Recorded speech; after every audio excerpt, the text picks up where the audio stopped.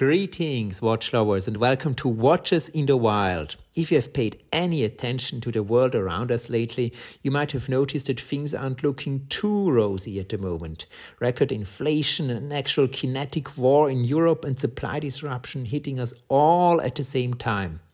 Now, while we stroll through the banking district in Zurich, let's talk about why this horrible economic situation might actually be a good thing for watches. People are holding on to their depreciating dollars or Swiss francs, hesitant to spending any money at all, let alone money on discretionary items, like for instance all these watches filling up the many boutiques in Zurich. It is no wonder then that watches, together with pretty much the entire market, have taken a hit recently. Some of the most lusted after models are nosediving in the secondary market. With macro conditions likely to deteriorate further, second-hand watch prices might continue to drop, putting a question mark behind the watch investment thesis.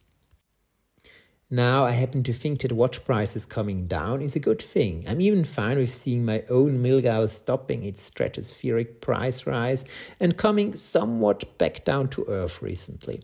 While it might sound masochistic, I welcome it losing some of its value.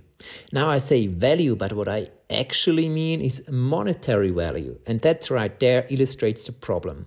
When it comes to watches, we have trained ourselves to confuse value and monetary value to such a degree that many consider Rolex or Patek just to be another form of money.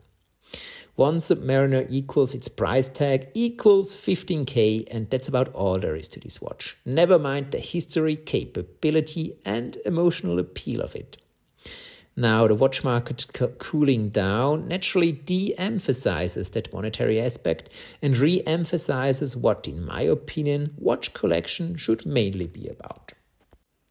Let me mention just three positives. One, with the second-hand watch market continuing to fall, you see less investment folks trading watches. Guys with zero emotional engagement focusing instead on numbers and technical trading charts, or astrology for men, as some have called it.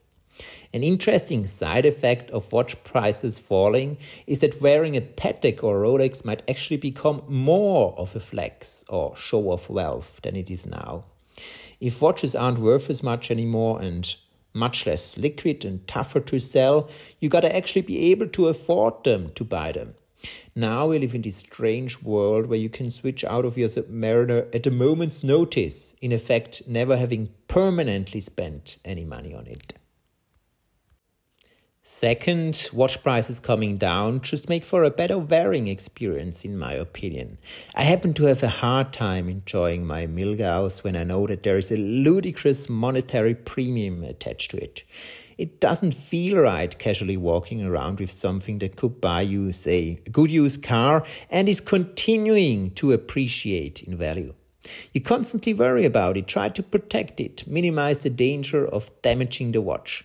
I often observed myself keeping an extra distance between myself and a wall or a car or someone else, constantly scanning the environment to avoid entering a danger zone where this thing could get damaged.